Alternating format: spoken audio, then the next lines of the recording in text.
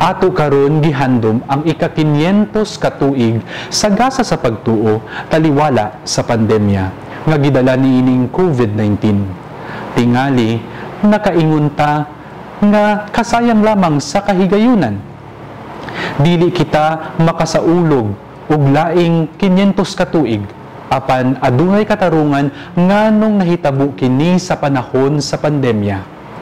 Sa atong pagbalik tan-aw sa kasakit ni Kristo, wala baya na sayang ang iyang pag-antos nga mauhinuon agyanan sa iyang pagkabanhaw o mauusab ang mag-umol sa paglaom nga kita mabanhaw man sama niya.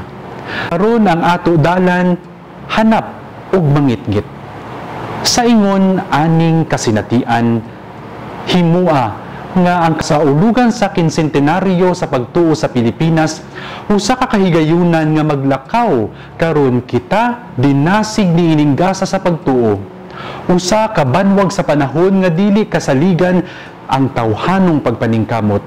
Mga igsuon, hinaot nga kining mahal nga mga adlaw sa labing halangdon semana mamahimong gikanan sa kadasig sa matag Kristohanong maglalakbay ug usab mamahimo kini nga pagtukmod sa atong espirituhanong kinabuhi nga magmalipayon og maglig-ong disipulo ni Kristo Jesus.